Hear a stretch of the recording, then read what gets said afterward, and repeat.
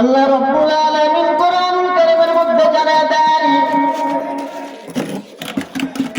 নবী আমার,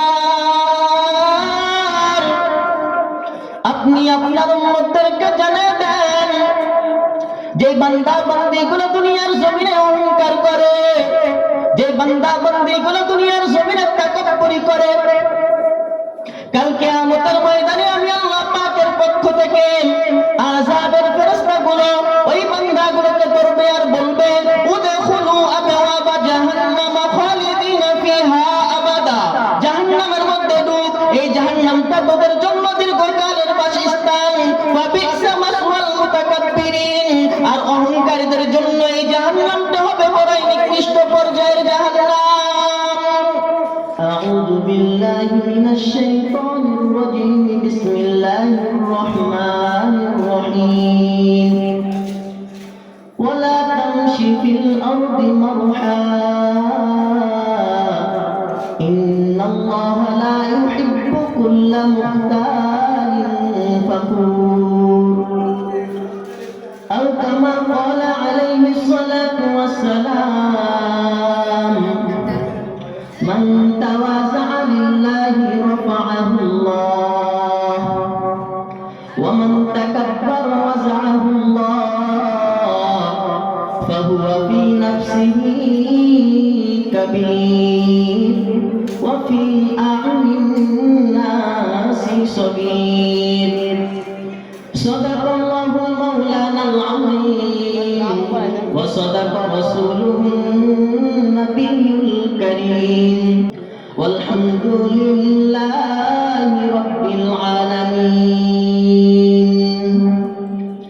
الحمد لله মহান রব্বে কারিমের দরবারে লাখ কোটি শুকরিয়া ও সুজুদ, যে মহান রব্বে কারিম আমাকে আপনাকে অত্যন্ত দয়া করে মায়া করে করুণার আদরণে জালিসুর রহমান, জান্নাতের টুকরা, জান্নাতের মজমা, জান্নাতের বাগান, ওলামায়ে কেরামের দ্বীনের সুহবতে আসার বসার তৌফিক দান করেছেন।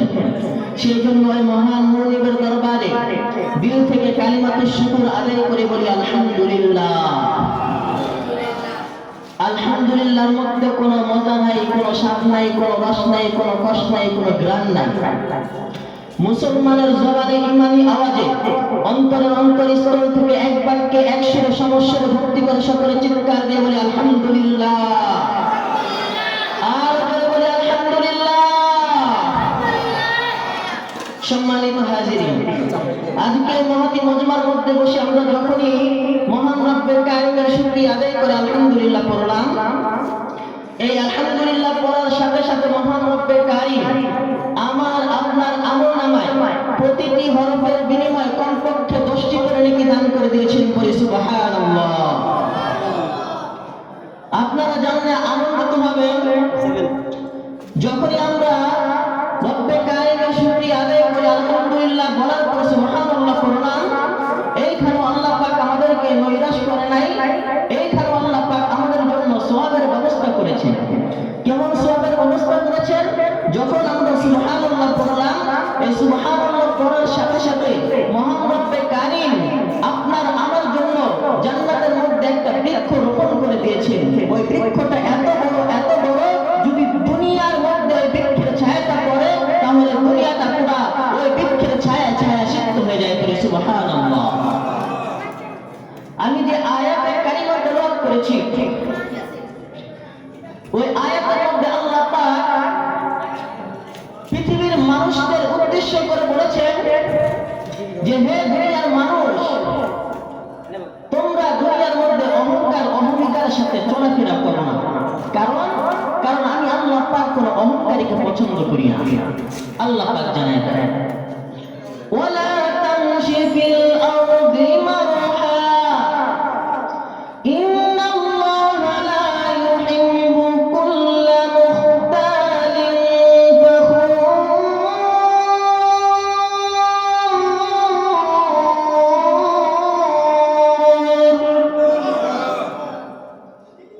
আল্লাহ পাক জানায় দেন, পৃথিবীর মধ্যে তোমরা চলাফেরা করো কিন্তু অহংকার সাথে চলাফেরা করো না, কারণ আমি আল্লাহ পাক কোনো অহংকারীকে পছন্দ করি না।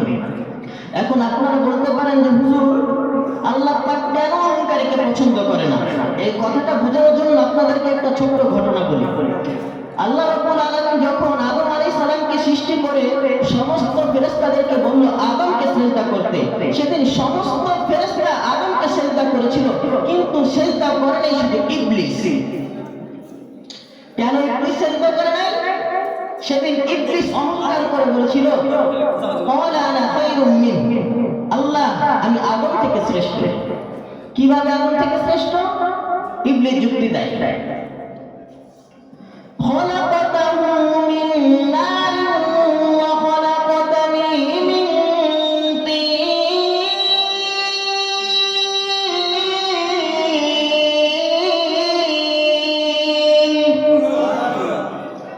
আল্লাহ পাক জানায় দেয়, সেদিন ইবলিস অহংকার করে বলেছিল আল্লাহ আমাকে সৃষ্টি করা হয়েছে আগুন দ্বারা, আর আদমকে সৃষ্টি করা হয়েছে মাটি দ্বারা। আমি উৎকৃষ্ট মানের ধাতু হইয়া আমার থেকে নিকৃষ্ট মানের ধাতুকে সিজদা করতে পারবো না। সেদিন ইবলিস অহংকার করে এই কথা বলেছিল, তাই আল্লাহ পাক ইবলিসকে বিতাড়িত করে দিয়েছে। এই জন্যই আল্লাহ পাক কোনো অহংকারীকে পছন্দ করে না। এখন তো বুঝতে পারলেন কেন আল্লাহ পাক অহংকারীকে পছন্দ করে না? এখন আসেন, যদি অহংকারের মতো মহামারী, অহংকারের মতো নিকৃষ্ট পর্যায়ের কাজ আমরা অবলম্বন করি, কথা অহংকার করি, তাহলে আল্লাহ পাক কি আমাদেরকে শাস্তি দেবে নাকি পুরস্কার দেবে? এই কথা আল্লাহ পাক কোরআন কারীমের মধ্যে জানায় দেয়, قيل ادخلوا أبواب جهنم خالدين فيها أبدا فبئس مثوى المتكبرين।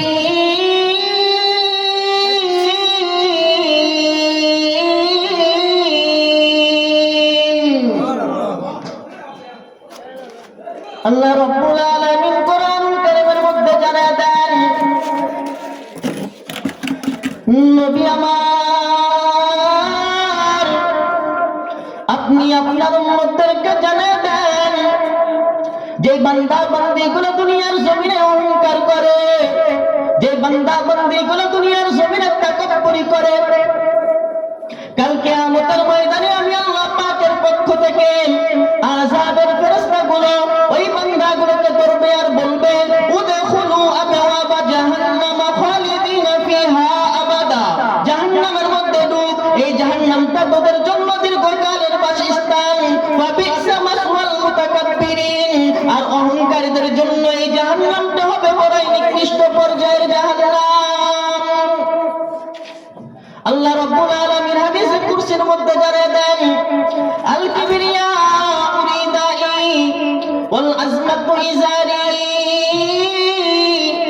ফামান নাযাআনি ওয়াহিদাম মিনহুমা ওয়াযাবতুহু ফিন নার। আল্লাহ রাব্বুল আলামিন ডাকতে কয়, নবী আমার আপনি আপনার উম্মতদেরকে জানিয়ে দেন, যে বান্দা বান্দীগুলো অহংকার করে ওই বান্দা বান্দীগুলো যেন আমি আল্লাহ পাকের চাদর নিয়ে টানাটানি করে, ওই বান্দা বান্দীগুলো যেন আমি আল্লাহ পাকের কাপড় নিয়ে টানাটানি করে। আর যারা আমি আল্লাহ পাকের চাদর নিয়ে টানাটানি করবে, আমি আল্লাহ পাকের কাপড় নিয়ে টানাটানি করবে, আপনি নবী জানাইয়া দেন ওয়াযাবতুহু ফিন নার, আমি আল্লাহ রাব্বুল আলামিন ওই বান্দা বান্দীগুলোকে জাহান্নামে নিক্ষেপ করব। কবি বলেন, নশায়ত বনি আদম খাকে জাত, নশায়ত বনি আদম খাকে জাত, কে সরদর কুনত কিবির তন্দিও বাত, তোরা বচনা তন্দিও সরকশি,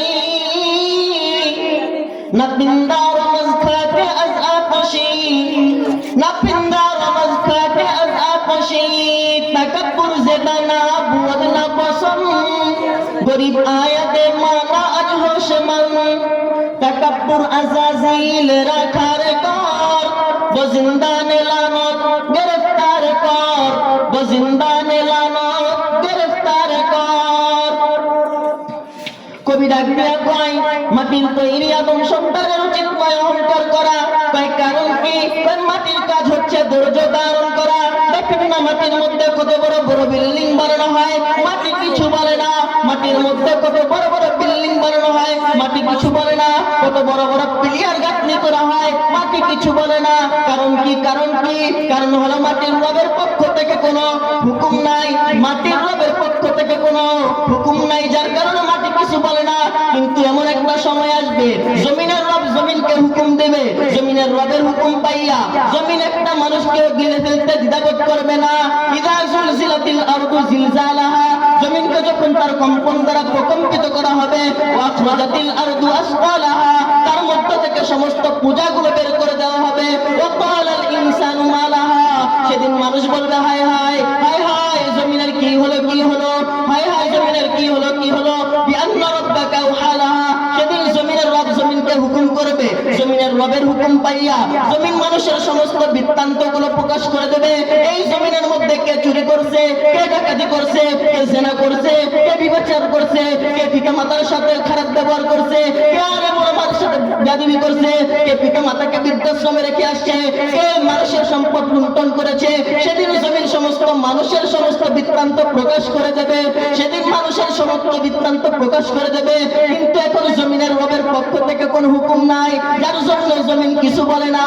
কিন্তু এমন একটা সময় আসবে জমিনের রবের হুকুম পাইয়া জমিন সমস্ত মানুষের বৃত্তান্ত প্রকাশ করে দেবে।